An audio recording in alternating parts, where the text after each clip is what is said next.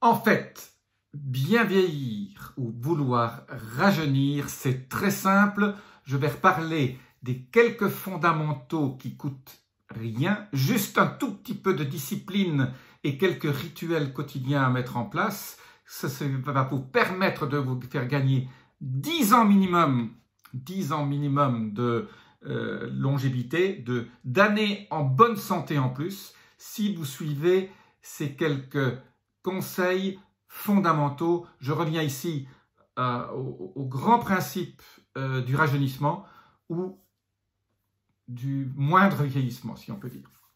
Voilà, tout de suite, je vous donne mes pépites et ces qualités qu'il faut que vous mettiez en place pour vieillir de façon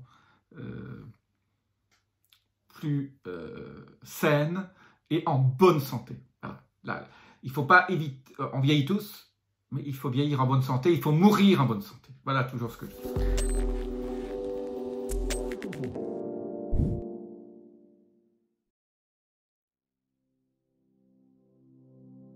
Je suis Jean-Marie Buterlin, je suis expert en rajeunissement et longévité et j'aide ma communauté à ajouter de la vie à leurs années et des années à leur vie. Alors, c'est quoi ces fondamentaux? J'ai fait beaucoup de vidéos sur pas mal de choses que je vais vous dire aujourd'hui, mais aujourd'hui je les regroupe pour qu'on reparte un peu à zéro avec un petit résumé pour démarrer cette année avec des recommandations et un certain nombre de suggestions qui vont vous permettre de vraiment éviter un certain nombre de maladies graves même, et en tout cas va vous permettre de vivre votre vie de façon pleine, avec une grande vitalité et une grande joie aussi. Parce que si vous n'avez pas de bobo, si vous n'êtes pas malade, bah, vous goûtez la vie et vous croquez la vie comme une pomme à pleines dents.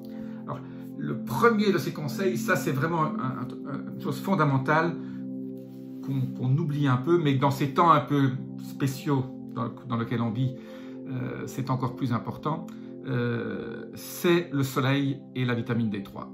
Voilà, la vitamine D3 a tellement d'influence sur tous les événements biochimiques de notre corps, au niveau de notre immunité, pour éviter les cancers.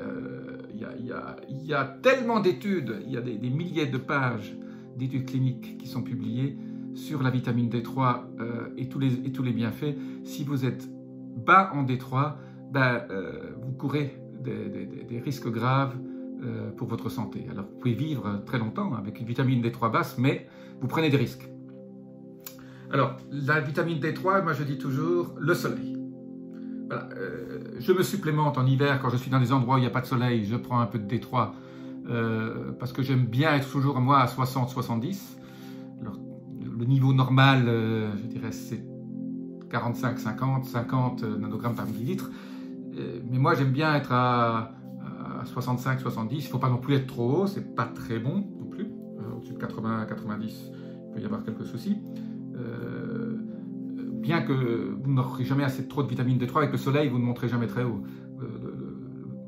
Le corps va se limiter à une production maximale qui sera bénéfique pour votre corps. Si vous n'avez pas de soleil, donc supplémentez de D3, vous en trouvez dans toutes les pharmacies, c'est pas cher, ça se trouve en gouttes. Et surtout, faites-vous tester. Voilà. Pour savoir, comme toujours, vous ne pouvez travailler sur un domaine de votre santé que si vous mesurez. Donc voilà, il faudra vous faire une prise de sang et mesurer votre taux de D3. 50 est le bon niveau. Si vous êtes en dessous de 50, supplémentez-vous ou allez au soleil. Alors il suffit juste de dénuder les bras, 20 minutes, 30 minutes avec juste les bras ou les jambes en short dans le soleil du matin ou le soleil de l'après-midi, pas le soleil de midi. Hein. Et alors couvrez votre tête.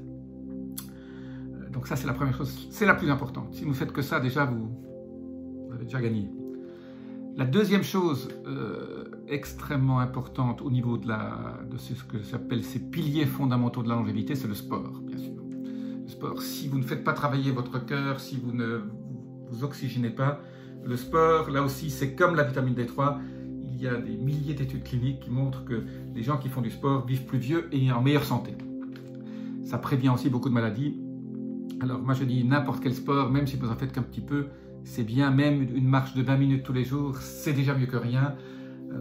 Bon, au niveau du sport, comme je vous le dis de temps en temps dans mes vidéos, il y a 3 types de sports qui sont intéressants et qu'il faut peut-être alterner. Un des plus importants, c'est ce qu'on appelle le HIIT, H-I-I-T, High Intensity Interval Training. C'est quelque chose que vous pouvez faire en 10 minutes tous les jours ou tous les 2 jours. On court pendant 30 secondes, 20 secondes, 30 secondes très fort. On s'arrête 40 secondes, on récupère, on recourt 20 à 30 secondes, on s'arrête. Et on fait ça 3, 4, 5 fois. Et ça suffit, en 10 minutes, vous avez fait votre... ça, c'est les jours où vous n'avez pas le temps. Sinon, de l'aérobic, voilà, il faut faire un peu d'aérobic, hein, il faut faire tourner votre cœur. Il faut que votre cœur monte à 130, 140. Bien sûr, sous supervision médicale pour les gens qui ont des problèmes cardiaques. Mais il faut faire du vélo, faire de la courée, il faut faire un peu d'aérobic. Puis la troisième chose, plus importante encore que l'aérobic, c'est quand on vieillit, après 45-50 ans, on perd de la masse musculaire, 1% de masse musculaire tous les ans si on ne fait pas attention. Et donc pour ça, il faut lever du poids. Faire de la masse musculaire, c'est pas en courant. Hein. Vous avez vu les cyclistes qui tournent le Tour de France, ils n'ont pas des masses musculaires énormes. La masse musculaire s'acquiert uniquement en levant du poids. Donc en faisant des squats ou en faisant travailler vos biceps, vos triceps. Voilà, il faut faire travailler les muscles avec une résistance, avec du poids. Voilà pour le sport. Le sport, moi je conseille 5 fois par semaine. Comme je dis, les jours où vous n'avez pas le temps, vous faites du HIIT, hein, ces intervalles à forte intensité suivis d'une petite séance de repos. Ou alors, vous marchez même au bord de la mer ou dans la forêt. Même 20 minutes, c'est déjà bien. Bon, 40 minutes, c'est l'optimal. 1 heure, c'est top. Alors, je vous conseille aussi, si vous voulez perdre du poids, de faire un jeûne intermittent le matin, de ne pas prendre de petit déjeuner, juste un café ou un thé, et de faire votre sport le matin. Évitez de faire le sport l'après-midi. Le troisième pilier ultra important de la longévité qui va vous faire gagner là vraiment beaucoup d'années, c'est ce que j'appelle un régime alimentaire anti-inflammatoire. Alors, vous savez très bien, si vous suivez déjà mes vidéos, que l'inflammation, c'est le coupable de nombreuses maladies. Toutes les maladies chroniques ont une composante inflammatoire. Et dans l'état actuel que nous vivons, je ne citerai pas le problème pour éviter de me faire censurer. La partie inflammatoire crée beaucoup de problèmes. Quand on a un problème immunitaire qui ne va plus, une superinflammation vous fait mourir. Et donc, le régime alimentaire est méga important. Alors, qu'est-ce que c'est qu'un régime alimentaire anti-inflammatoire? Je ne vais pas vous rentrer dans les détails. En gros, c'est très simple. C'est pas de sucre et pas de féculents. Et quand je dis pas de sucre, pas de féculents, c'est aussi même les fruits très sucrés, vous les évitez. Vous prenez des sucres à bas index glycémique. Et là, j'ai toujours ma trilogie, hein, les pamplemousses roses si possible, tout ce qui est fraises framboises et tout ce qui est myrtille mûre, tous ces fruits kiwis à bas indice glycémique. La deuxième chose qu'il faut mettre dans votre régime, c'est l'arc-en-ciel au niveau de vos légumes. Mangez des légumes de couleur. Voilà, la couleur égale la santé. Voilà. Le quatrième pilier important aussi au niveau de votre santé, au niveau de votre longévité, c'est la pollution. Si vous vivez en ville, vous n'avez pas de chance. Vous allez attraper la pollution de l'air, de l'eau. Donc là, essayez de vous ressourcer dans la campagne, dans les forêts. Mais éviter la pollution, éviter les toxines, c'est méga important. Et quand je parle de pollution, je parle aussi de pollution intellectuelle. La télévision est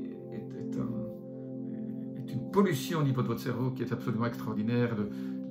Les émotions qu'on vous génère quand vous regardez la télévision, au niveau de la peur, la haine qu'on montre, ce que suscite. Si vous regardez les news, si vous regardez les nouvelles à 20 h, ben, ce n'est pas... vous vous polluez l'esprit. Si vous voulez vivre vieux, évitez d'écouter les nouvelles. L'autre pilier méga important, et on trouve ça dans toutes les zones bleues, là où les gens vivent en centenaire ou plus, c'est le cercle d'amis et la communauté que vous avez autour de vous. La communauté qui pense un peu comme vous, des gens qui ont les mêmes intérêts. Avoir un compagnon, une compagne, un mari, une femme avec qui vous vivez, c'est super important. Animal de compagnie, très important. Mais votre cercle d'amis, vous le choisissez. Je dis toujours, la famille, on ne la choisit pas. Le cercle d'amis, on le choisit. Cultivez votre cercle d'amitié autour de vous. C'est au niveau de ce qui se passe dans votre cerveau et dans votre corps, quand vous avez un cercle d'amis, un cercle qui vous aide dans les cas un peu difficiles, c'est toujours un peu de challenge intellectuel, ça vous fait un bien fou. Tous les gens qui vivent vieux ont un cercle d'amis proche. L'avant-dernier pilier dont je vais parler aujourd'hui, c'est l'ennui. Personne ne parle de l'ennui. Mais l'ennui est un des facteurs principaux de la maladie. Quand on s'ennuie, on fait des bêtises, on grignote, le cerveau se ramollit. L'ennui, c'est l'ennemi de la vie. Donc, comment faire? Voilà. La clé, c'est d'avoir des projets. Toujours, quand vous vous levez le matin, il faut que votre journée soit déjà remplie. Il faut que vous sachiez quoi faire aujourd'hui, demain. Je parle surtout des gens qui sont à la retraite, hein, et qui n'ont plus assez d'activité. Donc l'ennui, c'est l'ennemi. La dernière chose dont je vais parler aujourd'hui, je vais faire d'ailleurs une vidéo spéciale là-dessus, j'appelle ça les 4 flexibilités. Pour vivre vieux et rajeunir, il faut être flexible dans 4 domaines, au niveau de vos émotions. Qu'est-ce que c'est que la flexibilité? J'y viendrai tout à l'heure. Au niveau de votre métabolisme, au niveau de votre cerveau et au niveau de votre physique, au niveau de votre corps. Alors, flexible, ça veut dire qu'on s'adapte facilement. La flexibilité métabolique, c'est très simple, ça veut dire qu'on peut très facilement passer d'un régime catabolique à un régime anabolique, mTOR à MPK, c'est-à-dire qu'on peut très facilement mobiliser les sucres avec une production d'insuline adéquate et une absorption de cette insuline pour fabriquer le glucose, ou rentrer en jeûne intermittent et passer en cétose, où on mobilise les graisses pour fabriquer du glucose à la place des sucres. Ça, c'est ce qu'on appelle la flexibilité métabolique. On peut passer de l'un à l'autre très rapidement, mais pas une semaine pour rentrer en cétose, par exemple. Et on n'a pas de résistance insulinique, c'est-à-dire on n'a pas même de prédiabète ou de diabète.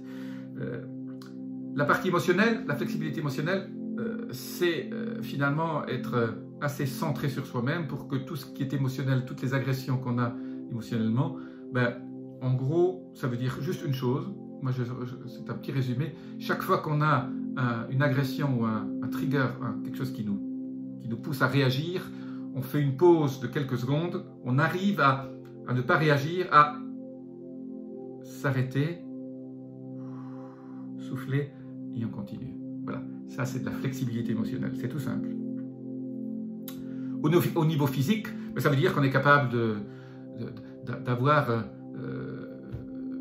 une résistance, une endurance physique, on est souple, surtout au niveau de nos articulations, que tout marche bien. Voilà. On a une souplesse physique qui nous permet de descendre des marches 4 à 4, de les monter 3 à 3, de courir et de ne pas se fatiguer trop vite. Voilà, ça c'est la flexibilité physique. Après, il y a la flexibilité du cerveau.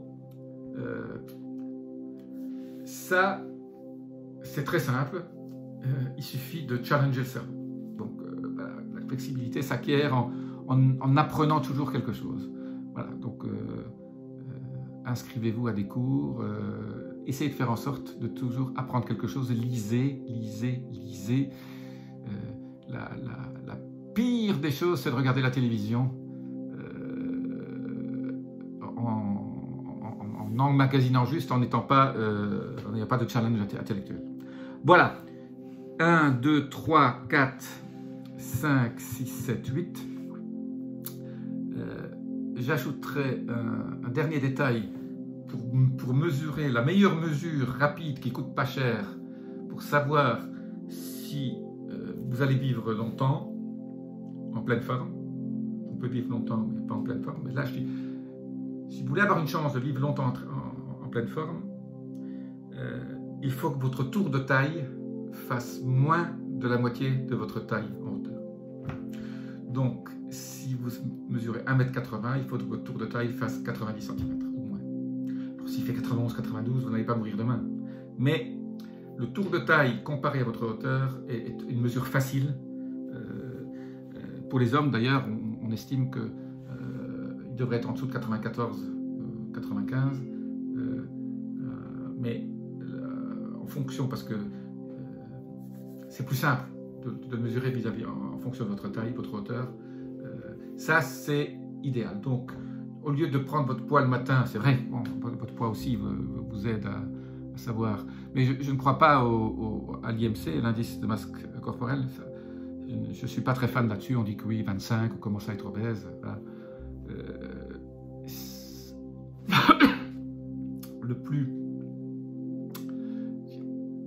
Ce qui est le plus consistant dans les études cliniques et qui prédit pratiquement le moment où vous allez mourir, c'est votre tour de taille.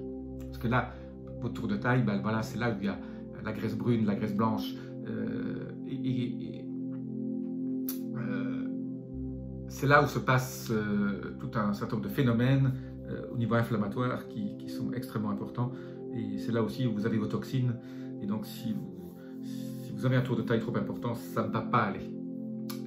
Il faut travailler là-dessus. Donc, suivez mes conseils au niveau pour perdre du poids dans mes différentes vidéos. Mais il faut que vous arriviez pour que ce soit votre objectif. Si vous voulez vivre en bonne santé très très bien. Voilà. Si vous avez aimé cette vidéo, laissez-moi vos commentaires. Je vous dis à très bientôt. Namaste.